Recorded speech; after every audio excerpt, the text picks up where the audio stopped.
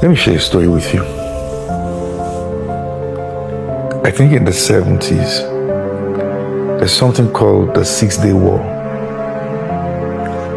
when all the Arab nations, I can't remember precisely whether 70s or 80s, descended on the nation of Israel.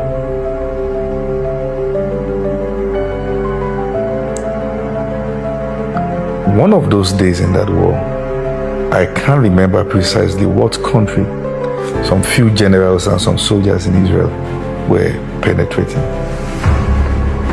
And they did not know that the field that they were standing was a minefield where they had buried bombs.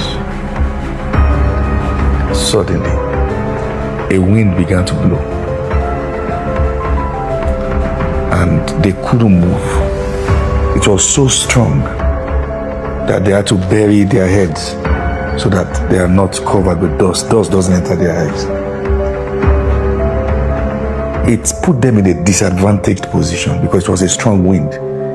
The enemies could start shooting them there. But by the time the wind was out, the wind gave them a gift. All the mines that were buried in the floor, the wind exposed them. So they could pass through that field without being bombed. And that was how they were able to win that war. Sometimes God allows storms to come to expose people, relationships.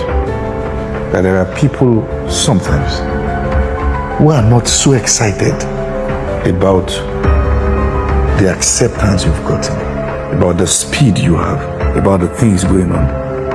And a contrary wind can blow so you can see their posture.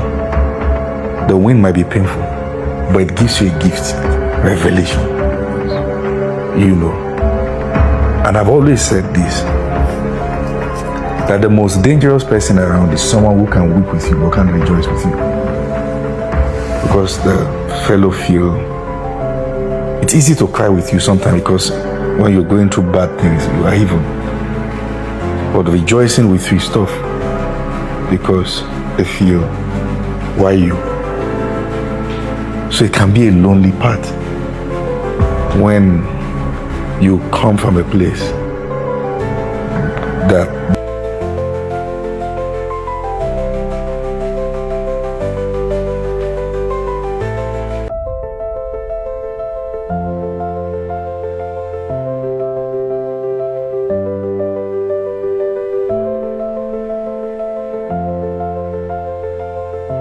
Thank you so much for watching. Follow us on all our social media platforms for more edifying content. God bless you.